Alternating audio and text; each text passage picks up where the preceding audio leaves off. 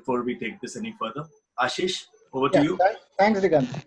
Hi guys, welcome. And we have a few ground rules that we need to follow.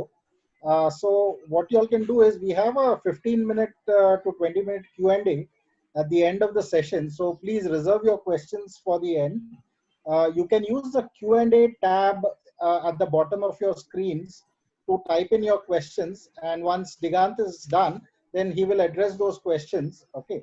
And please do not type your questions in the chat window because we will not be taking any questions from the chat window. Please make sure you type it in the Q&A section itself. Okay.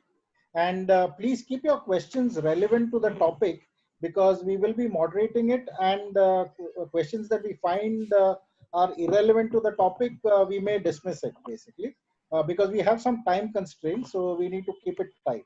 So that's it from me. So hope you enjoy the session. Diggy, back to you. Thanks. Hi guys, good evening and thanks for joining me. All right, so just before we start this session, let me give you a small brief. Although the title of this session was Introduction to Underwater Photography, it's not literally that. These are more subjective. This is a subjective presentation where there are kind of 5 different ways that you can utilize in getting amazing pictures underwater. So actually the title should read as Good to Amazing, and it's actually for all photographers, and most of the things that we are talking about today are going to be beneficial to all photographers, whether it be land or underwater, although some of the techniques are obviously suited underwater. All right, so let's take this further, right? And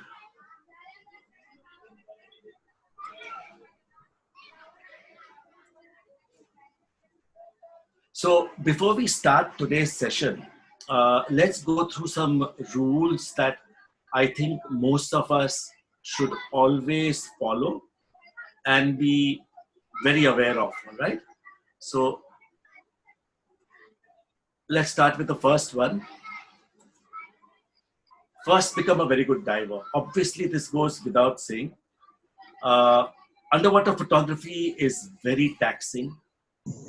Add to that diving under pressure is again doubly taxing because at 10 meters, there's twice the pressure, which is on land, and at 20, it's thrice, and at 30, it's 4 times the pressure. So you are going to get tired.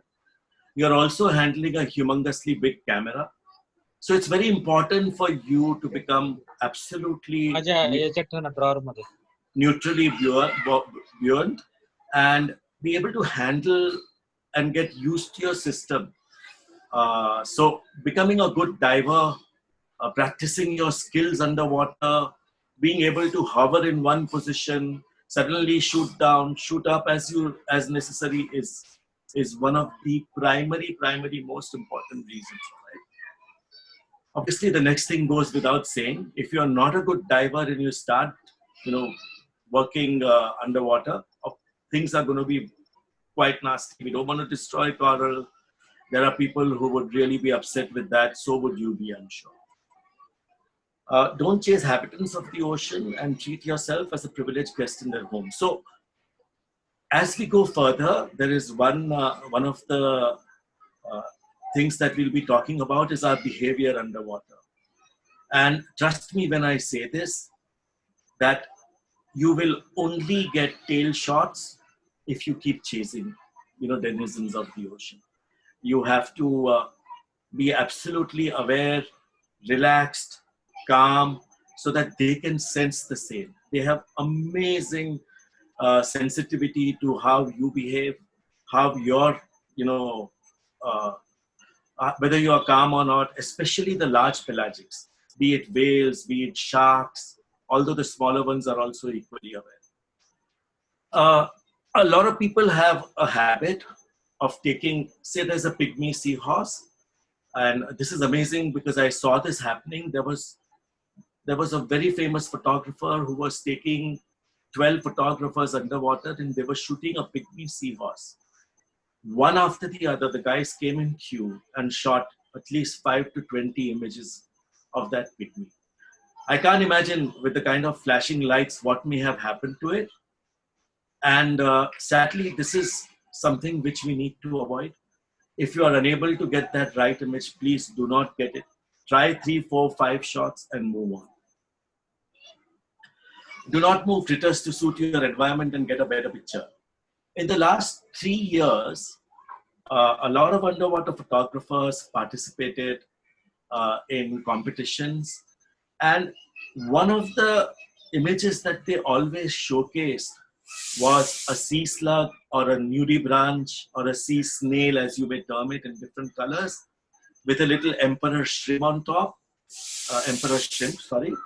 And they would place that, with the help of the guide in such a way that it would be right in front of the antlers of the nudies, and similar such images, right? Wherein they would take a nudibranch and place it somewhere else so that the environment behind suits the image and things like that. So please, for God's sake, let's not do that. It's not worth it. If you were on land, would you be able to get off your jeep and tell a wild dog that, okay, let's move you here? It's not going to be possible. So let's keep the same principles underwater. Okay?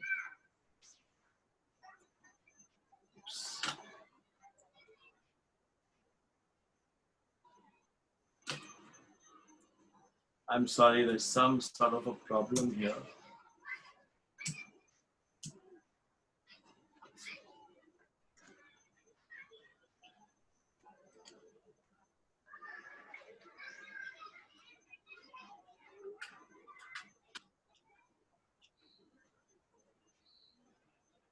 Sorry, there's some issue. Just hold on a second, guys. Some problem.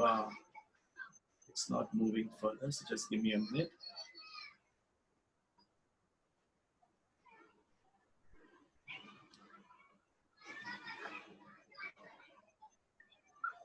Okay, guys, I may just quickly log off and log in again, the presentation. So just hang on there, please. Ashish?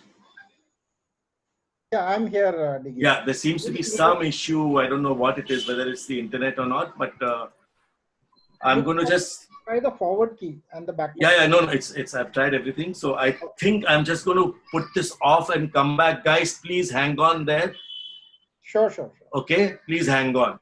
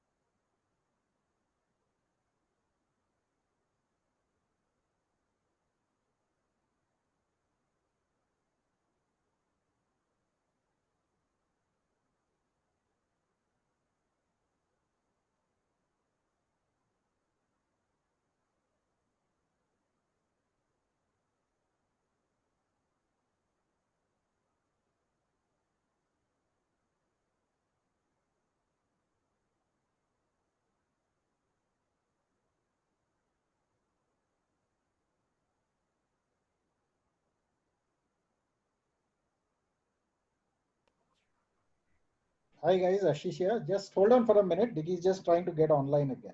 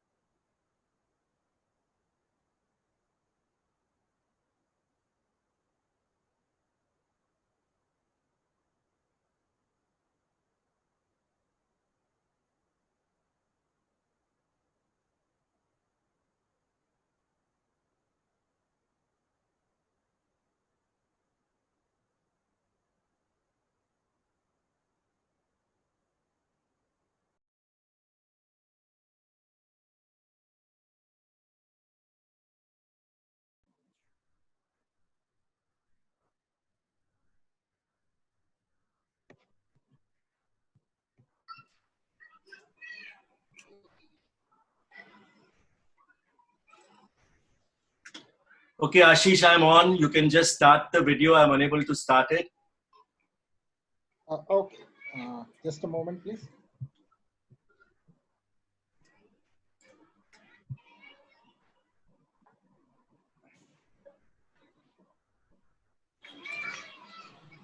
Yeah, are you able to start the video now? Just let me try again. No, I'm unable to start it. Yes.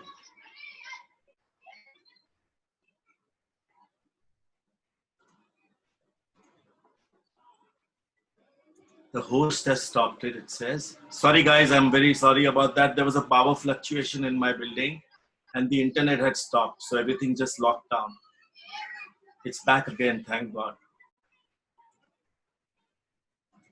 Ashish, is it working?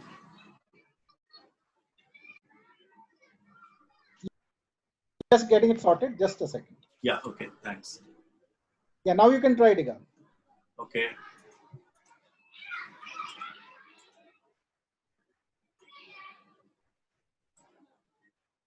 Yes. Can everybody see this clearly now? Yeah, the Ashish. screen is clear. Yeah, the screen is clear. Yeah.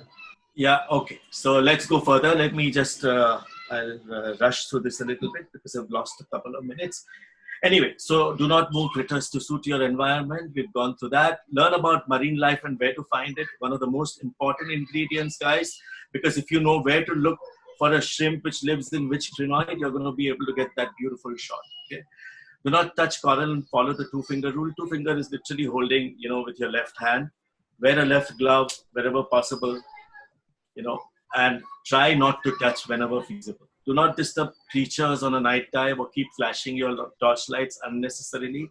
I have actually literally seen in Red Sea where we used to go on a night dive, where we were flashing our lights and these lionfish used to follow us and keep, eating whatever the light flashes on. So they're quite adaptable like that. Please respect the ocean and its octaves. Don't take unnecessary risks. It's okay to miss some dives, creatures, and life comes first, as also your safety. Obviously, the ocean environment is not like, playing soccer or going on land.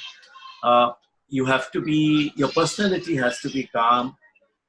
You have to work things out yourself. You have to manage things yourself. So if there is a dive that you can't go to, no harm in that. You must avoid that. I did that on at least 50 to 60 dives, wherein I was tired, there were too many currents, and I wasn't, confident of the dive. All right. So, what makes a good photograph underwater? Let's go to that now. So, here's a photograph. So, you've just started diving, and you jumped in, you got your first camera, and now you want to start taking images. So first of all, we got to make sure that, it has lovely, nice colors. The exposure has to be absolutely right. Okay. You don't want the exposure to be over too much or under too much because that's going to be, creating problems. The composition has to be decent, if not, the perfect one. And it has to be in focus. All right. So now here's a shark image. The colors are beautiful. You can see the blue background behind. The eyes are clear. Composition may not be the perfect one, but you just started taking images. So this is what people would say, wow. Of course, a lot of underwater photographs are treated as wow because not everybody has partaked or participated in this kind of photography. It's not rocket science, guys. The same principles apply with a few changes. Okay. So now that was a good photograph. We now move on to what makes an admired image. Okay. What is an admired photograph?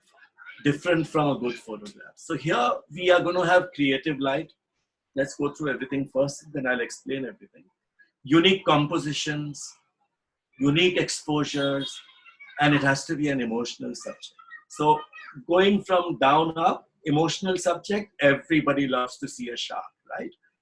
Creative light, obviously this is creative because there are three kinds of lights being used here. One has to light the foreground and the top. The other is the ambient light behind, which is the blue water. And the third is you have to light the shark perfectly. All right.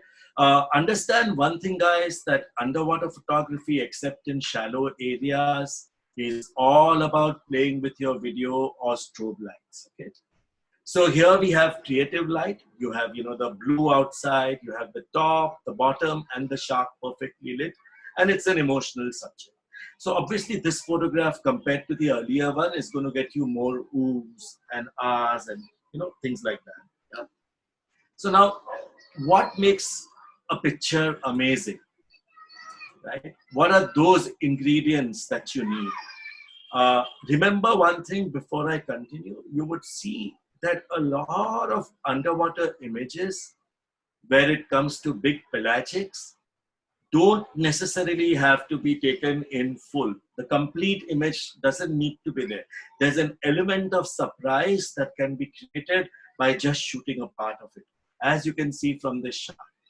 So what are these ingredients that we are talking about that, takes a simple image that you started off with, and now you're going to try and create an amazing image. So creative light and color, unique composition. Obviously this composition is very unique because you are below the shark. For shooting the teeth of these sharks, you had to go below. Perfect exposure. As you guys can see, the teeth, each one can be defined, and it's exposed absolutely perfectly, including the highlights and the lows and the highs and the tonal values. Emotional subject, no doubt. Obviously it's a sand tiger shark. These sharks usually are very, very docile in the day, and in the night you don't want to be close to them. They are usually cold water sharks and found around South African waters, of course, even in the US. And the last ingredient is power of purpose. We are going to take each of these 5 unique things independently of each other to go further and try and understand how underwater one can make from good to amazing images, right? So from good to amazing. Same 5 ingredients: creative light and color, unique composition, perfect exposure, uh, emotional subject, and our behavior. This is a very, very important ingredient, our behavior being the primary ingredient, all right? So that you be very aware of. And the power of purpose. We are going to talk about all this. So fine color and composition, nice light, exposure, focus leads you to good photographs. Unique subject composition, creative light, perfect exposure, targeted focus, admired images, telling stories, emotional impact, peak of the action leads to amazing images. Now, if you see this image next to this, you can see that there's a lionfish. It's harrowing the anemone fish. So they have all gone and are hiding within the anemone. They are looking up. There's a diver who's watching this whole scenario. So there's an entire story playing out here, right? Of course, it had to be a perfect exposure. Everything had to be clearly in focus, etc. So this is what we mean. But on top of all this, as we come to the end of the session, I will explain this a little bit. On top of all this sits something which is technique plus artistic vision. Let's assume, if we look at this graph, that you have reached the telling stories and the emotional impact and the peak of the action. Then if this arrow had to continue ahead both ways, on the top would be technique and on the right would be artistic vision. That will lead you to iconic images, all right? We are talking about amazing right now. Okay, this is quite a subjective, like I said, presentation. These 5 ingredients are uniquely necessary to take beautiful, amazing images. So let's move further. Let's talk about the first ingredient, which is creative light. Okay, so on this first, on the left side, this little painted frogfish, actually that's the size of even smaller than your little fingernail. That's been snooted, which means that there's a small little tube which has been used above the flash and just limited light has been thrown on. The other one has, beautiful side lighting to highlight the grotesque, front of the stonefish. And here we have a beautiful leaf scorpion fish, which has been lit from behind. All right. So typical strobe setup. Now this, guys, pay extreme attention to, all right, because this is what is going to get you good images underwater. Let me just highlight all these setups. So if you see the first one, the strobe is pointing directly at your subject. That is going to lead to a lot of issues, all right? If you can see this image of a mimic octopus free swimming, there's a lot of backscatter. There's always backscatter in the ocean, all right? Except for a few places, maybe like Hawaii or some places in the Red Sea, most places will have backscatter. This is a necessary evil that all of us have to face, and we have to bypass and surpass the same by using our lights in a particular fashion. So if you see the second image, what have we done? We have used the strobe, but we have used the side light of the strobe to light up the fish. What happens when you directly light it is the light reflects back onto your sensor, right? And you get the backscatter. When you use side lighting, it reflects back, but it doesn't reflect into your sensor, all right? Because you're using side light. So that is going to give you an image like this, all right? So on this image, the third setup was used, which is two strobes pointing outwardly, and side light has been used to highlight the particular image, which completely helps you avoid backscatter. In Maldives, there's a typical dive which most people love doing. It's a night dive wherein there are about 50 to 100 sharks and rays all on the night dive. These are quite kind of harmless sharks, and you want to take amazing images. It's very difficult in the night because sand is flying about and all the rays are moving. Yeah. So at that point, this setup is the third one shown here with the dual strobes is very important for you. This is something which you need to now make a habit of, all right, to get fantastic, great lit images underwater. So now wide angle shots. Here's a school of snappers over hard coral. This was in the Andamans. If you had to take the shot as earlier shown with the strobes directly pointing at these fish, trust me, all of the fish will be highlighted and it will be a burnout. You'll never be able to get the shadows and the colors of the fish because they are very shiny. They reflect light, okay? And therefore, this kind of a strobe setup is extremely important. As a rule, this is what you're going to use, okay? Now, assume that this is a wide angle shot.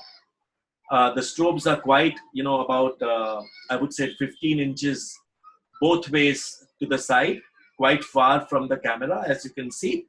And one has to keep the strobes behind the main dome port, which is the wide angle port, which is used to take the image.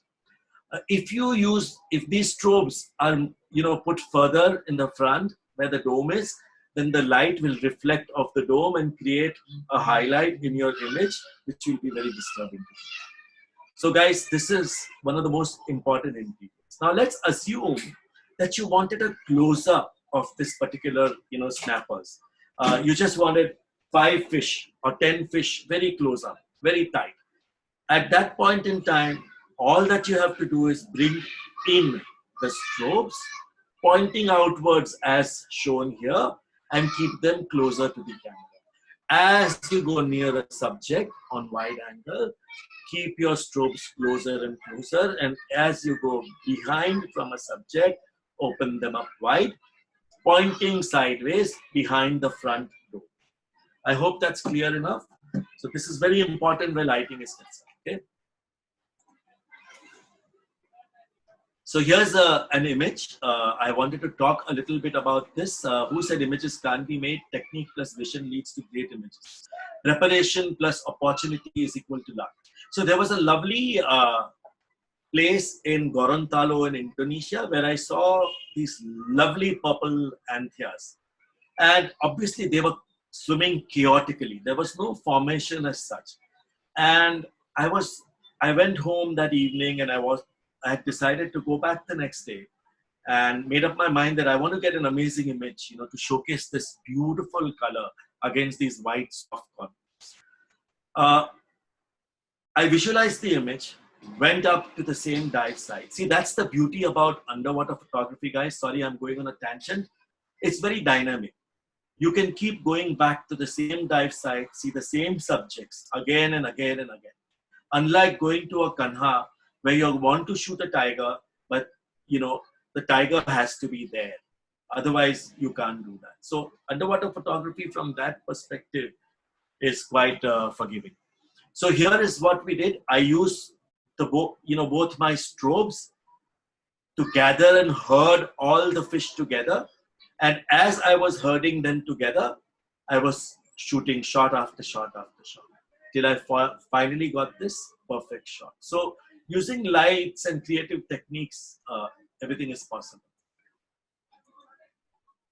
So now coming back to strobes again. So assume that we have a subject. We want to take a beautiful macro shot of the same. But it's underwater and it's against all the coral behind, right? So if you point at the strobes like we talked earlier, there's going to be a background which is going to be very disturbing, all right?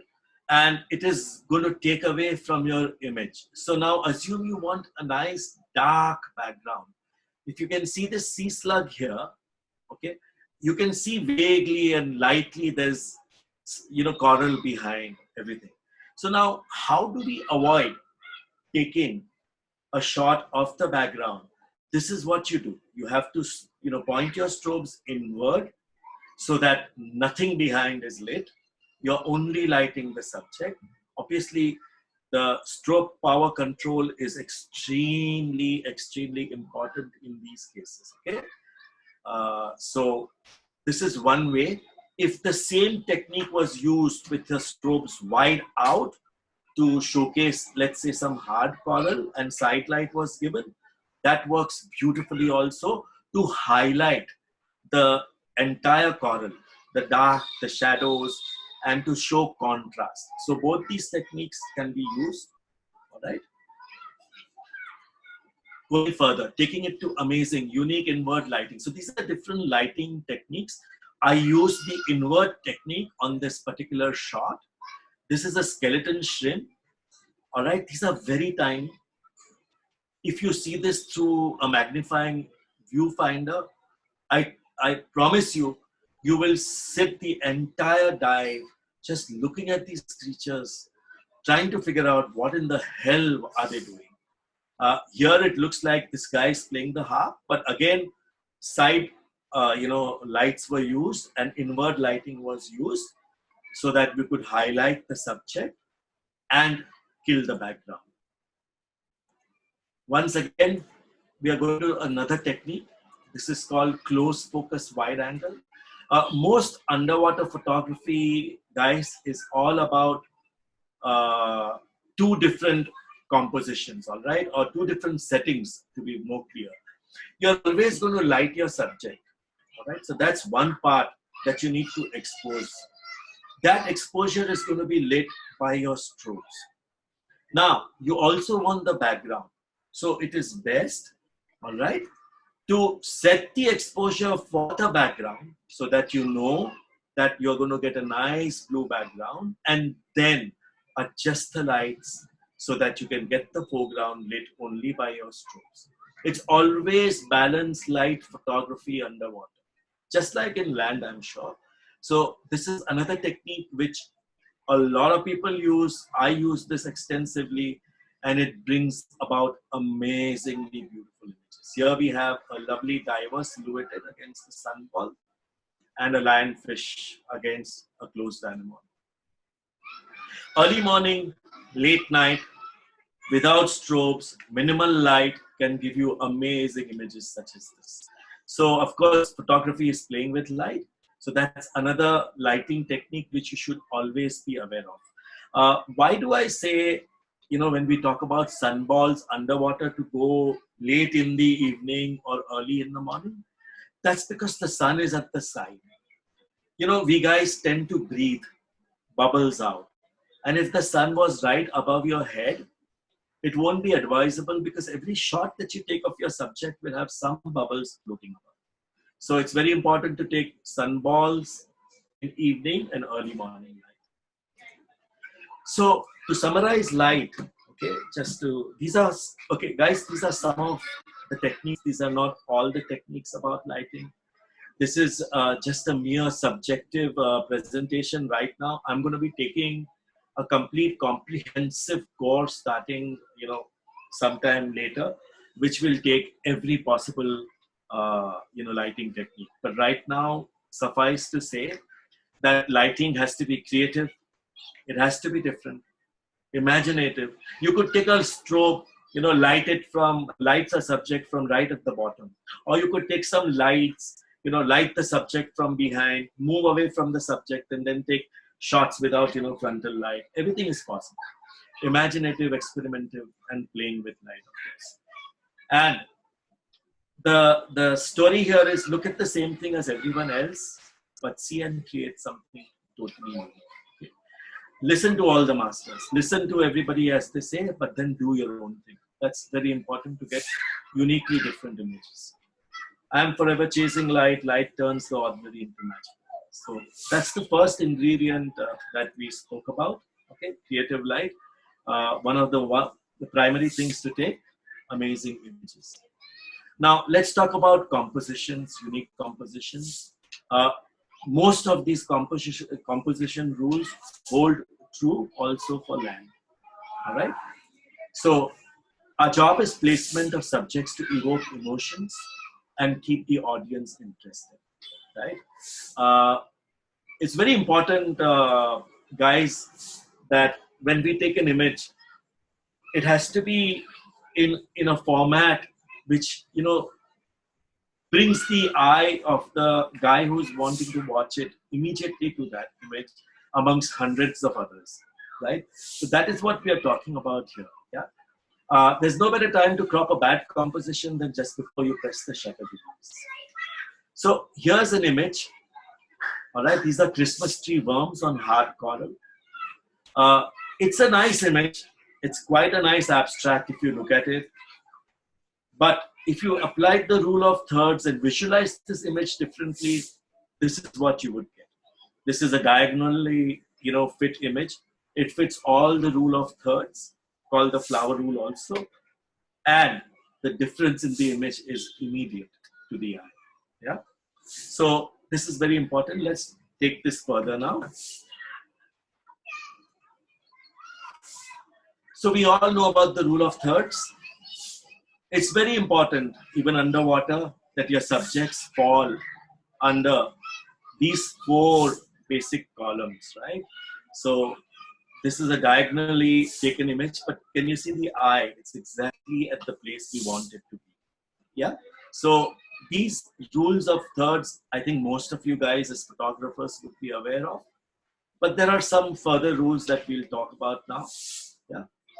So the magic X.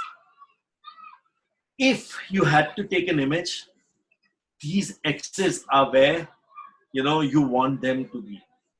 All right. If you had a lovely Hanuman Langur image and it was, in one corner of the image with the background, that would draw your eye much better. With the exceptions of very few images where you'll centralize the image. Centralized images don't really evoke the same emotions. So magic X, this is where, these lines are where you want to place your image. And the diagonal rule. So this highlighted thick line that you guys can see is where your main image should fall. And there are also certain further rules which we have seen underwater, and a lot of pro photographers apply that, and that is these 4 spots. Okay. Now imagine if you had a subject wherein your subject fell somewhere in the middle or bottom, the head or the eyes. It wouldn't evoke the same.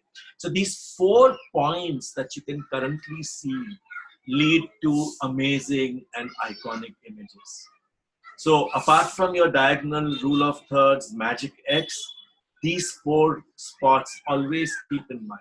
And a subject placed somewhere here does work into creating amazingly emotive responses. Okay. So here is, summing up rules of composition in a diagram format, just to show you where exactly your subjects should fall in place. Yeah. Here's a subject, it's a whale shark. If the same whale shark was straight in the middle, going straight, it wouldn't evoke the same emotion. The whole thing has fit on the magic X diagonal rules. Yeah. Once again, this is an international award-winning image, and you can see that again, the iconic part, the amazing part, is fallen, on the top square. So these 4 areas is where your eyes should be drawn up. Of course, compositions don't necessarily mean you follow these rules alone. You can even think out of the box. This is, again, an international award-winning image wherein this is the side fin of a pufferfish. All right? And so you could create compositions out of the box which don't necessarily have to follow every possible rule, but can lead to amazing images. Empty negative spaces always work, all right?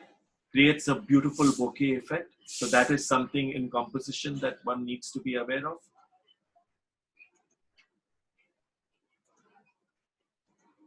Selective focus, bokeh. Here, as you can see, the focus has been only on the eye of the shrimp, and everything in the background has been blurred. Very low apertures like f4.5, 5.4, 6.3 are used to take images like this. Lighting is critical and not easy to achieve. You got to experiment with your strobes to get this kind of effect.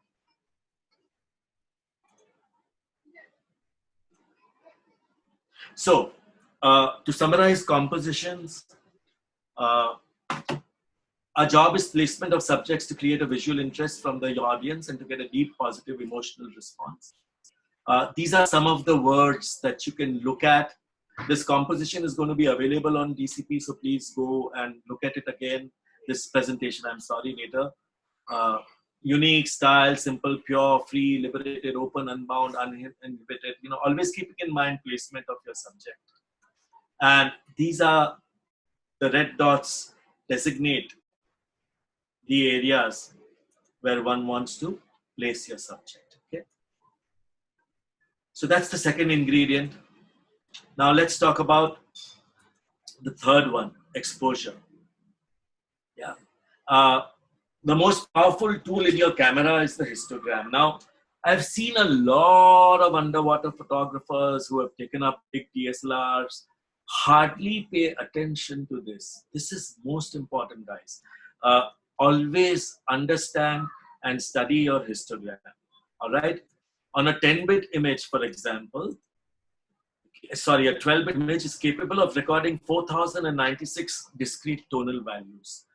Where this image is shot on this entire lower, black shadows, midtones, highlights, and whites defines how the image will finally come out and how many tonal values you will get to play with post-processing. Yeah. So digital needs to be exposed more to the right or over to get, slightly over. It doesn't have to be totally over, guys. Totally over would burn out everything. So here's an image of a shrimp, on a bubble coral. It's a super macro image. It's 2.5 to 3 times life size. This has been exposed to the right. On your camera, if you looked at your histogram, it would show something like this. All right. Now, this image, as you can see,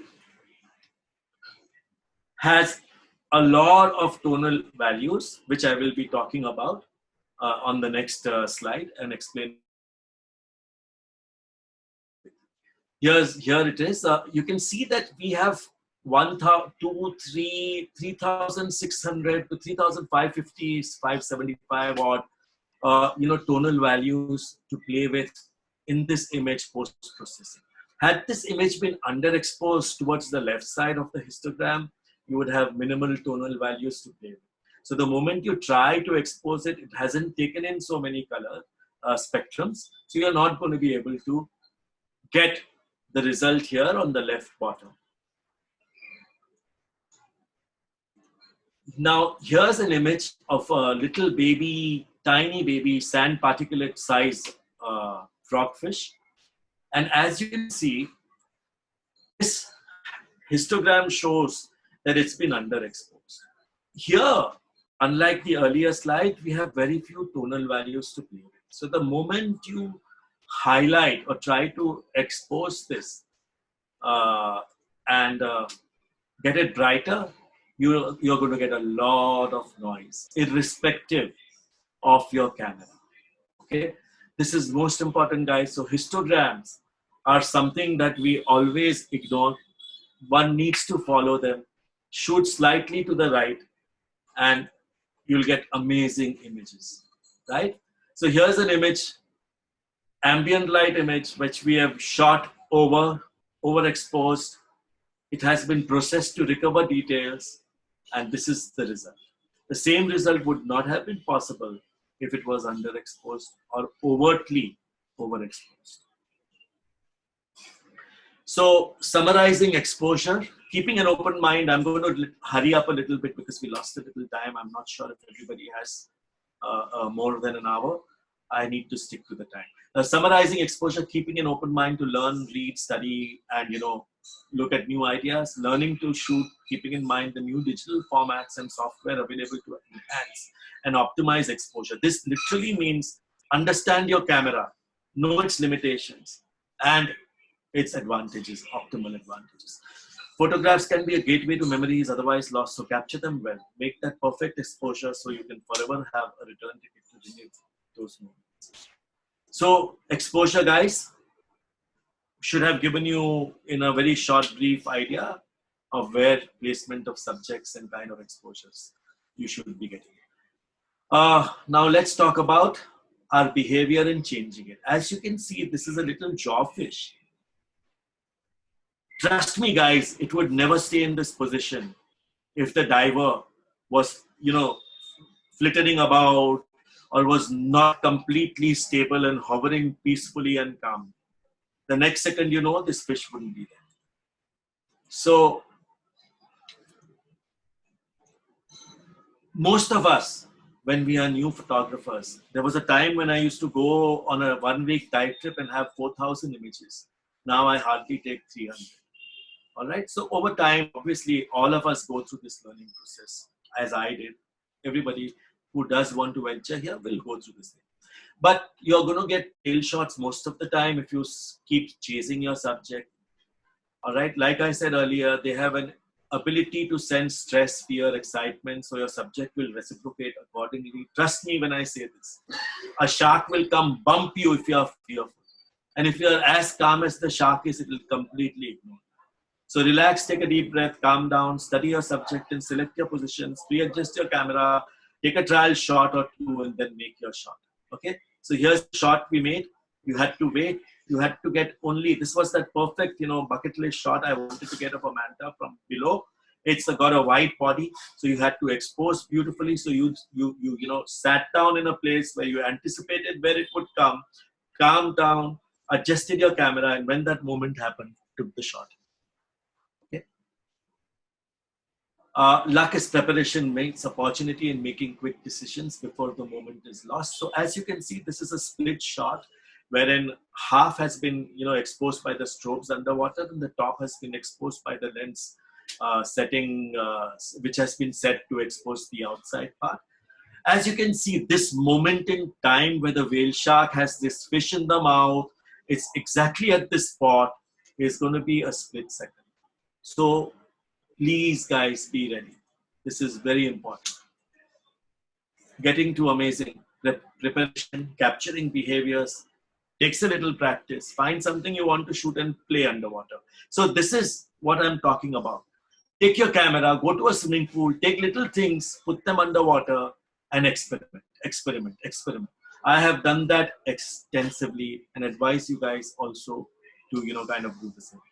So this is an underwater light which I took down into a pool and shot to get the right image.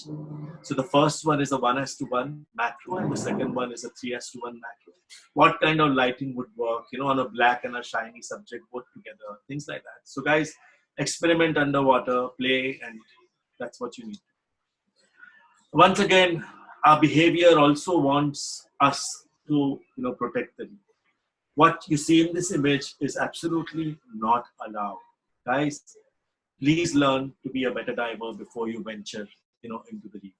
One of the biggest iconic photographers in the world currently, who has written 5 editions of books on underwater photography, is Martin Edge, and 75% of the subjects who live on the reef can't be safely approached. So guys, let them be. Don't take and move things to take an image of that. The goal is to be ready when Jupiter sends that special and rare opportunity.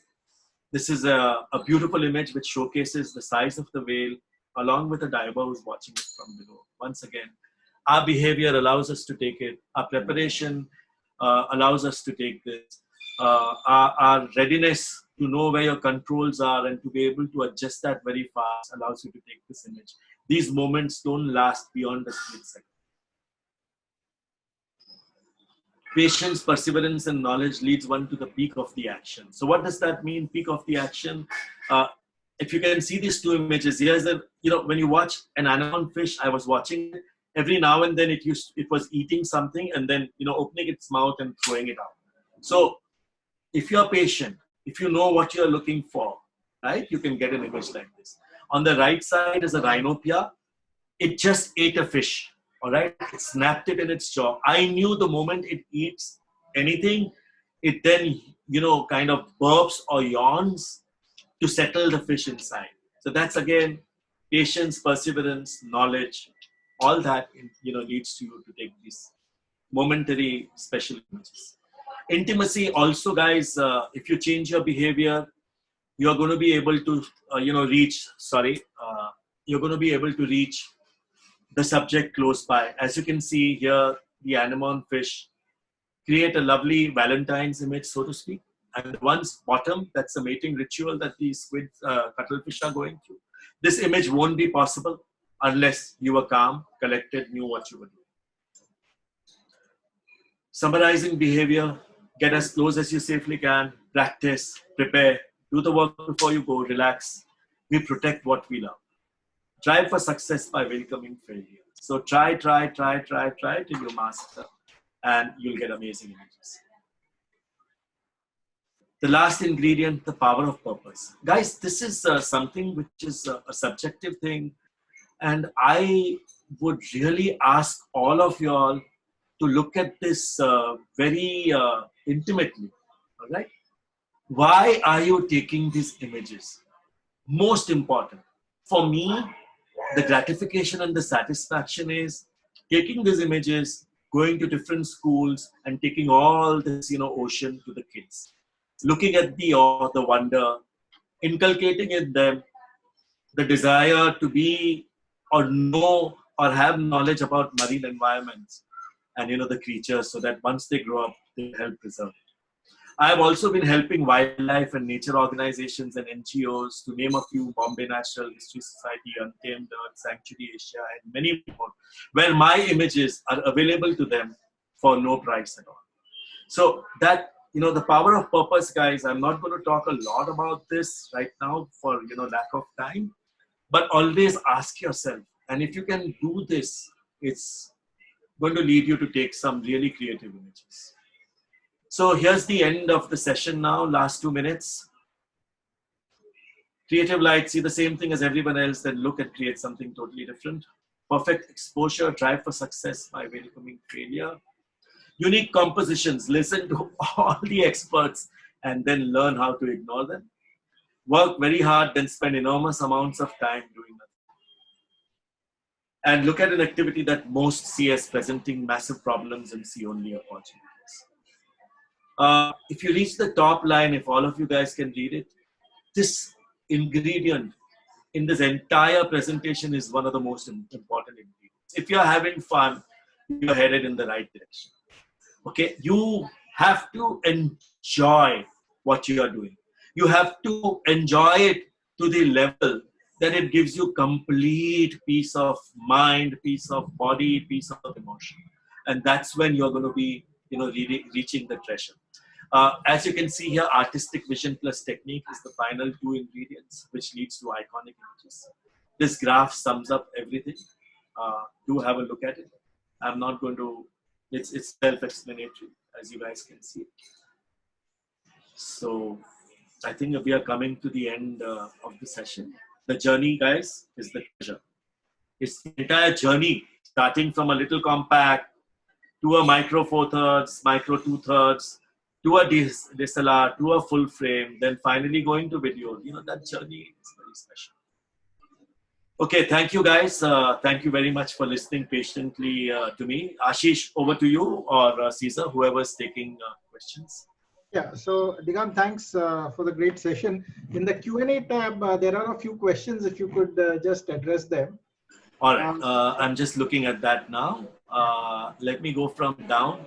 Can I use GoPro camera? Yes, the new GoPro camera 8, the latest one that have been released. I was recently in the Maldives, taking my big DSLR and trying to take videos when these guys had this simple GoPro 8 with a lovely red filter, and trust me, of course, post-processing I could get better results, but their videos for the naked eye were fantastic. So yes, GoPros work very well for videos. I don't recommend the GoPro for still images. Okay, please tell us about equipments. Right, so I'm definitely going to talk about equipments on the comprehensive sessions. All right. For now, every kind of compact, prosumer, DSLR, full frame camera does have a housing related to it, and we'll talk more about it in further sessions. Sonika has asked a question: when I think about purpose, but just money comes in. Comes in the way. How do you beat that? Where can we learn diving? Okay, so Sonika, first question to be answered. There are a lot of forums that you could touch base with me, which I could introduce you to, and wherein you could get lovely, great second-hand equipment at 1/4, 1/3 the price. Especially currently in the COVID scenario, of course, I mean, all pockets are tight right now, but you could get a few fantastic deals. Let me also once talk about a little bit more here, as in a wildlife photographer, takes a 600 mm lens. Ashish, a 600 mm f5.6 or something, how much would it cost? Can you just tell me? It would be 5 lakhs plus in any case. Right. So here is a wildlife photographer who wants to take a 300 Pro or a 600 mm lens for 5 lakhs. For 2.5 lakhs, guys, you can get a fantastic, capable system for underwater photography.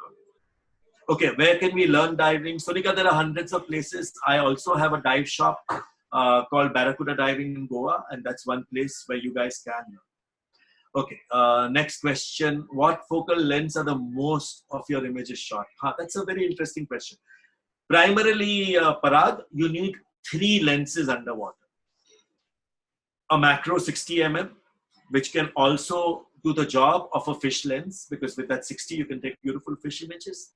100 mm macro to do those super macro and special images with, blurred backgrounds, and a good fisheye zoom, like a 10-17, a 10-22. These 3 lenses will do most of your work underwater. We have, what about simple digital cameras? Anita is asking, any advice? Yes, simple digital cameras work beautifully. An Olympus TG6 or a TG5 does phenomenal macro photographs, and it's very irritating for photographers like us who go underwater with all the special equipment trying to take the shot of a pygmy, and you'll just place your camera in front of me, take a shot, and just buzz off. So yes, some of these new digital cameras do amazing work.